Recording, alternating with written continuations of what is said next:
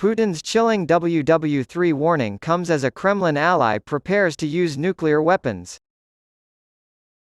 A trusted ally has confirmed that Russia is armed and ready to use nuclear missiles, and Vladimir Putin has once again threatened to nuke the world.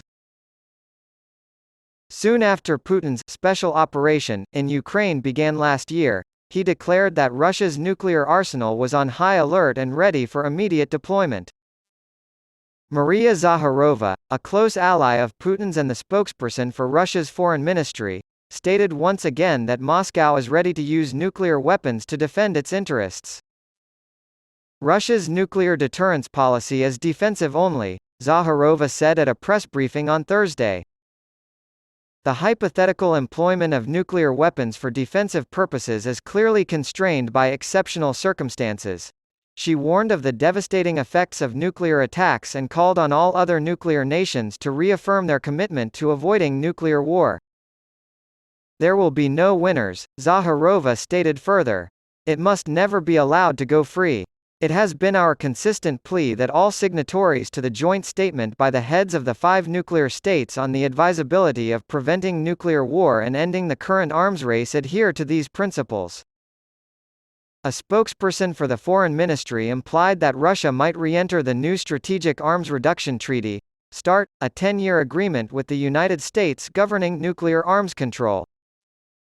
The 2010 treaty between Moscow and Washington caps the number of strategic nuclear weapons at 1,550.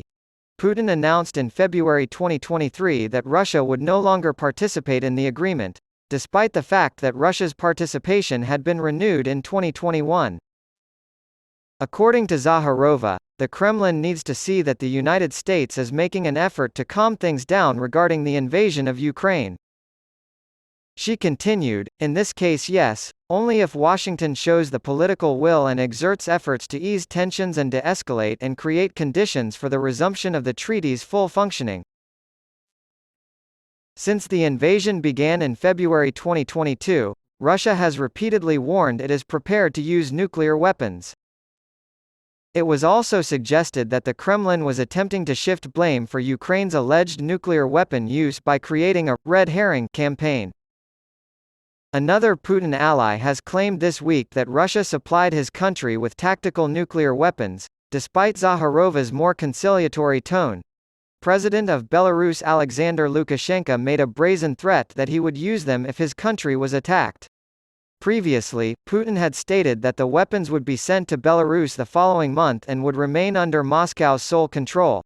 However, NATO chief Jens Stoltenberg told reporters that his organization has not observed any changes necessitating a strategy shift on the part of Ukraine's allies. We are, of course, closely monitoring what Russia is doing, he said before a meeting of NATO's secretive Nuclear Defense Planning Group. We have not observed any shifts in the nuclear posture that would necessitate a shift in our own.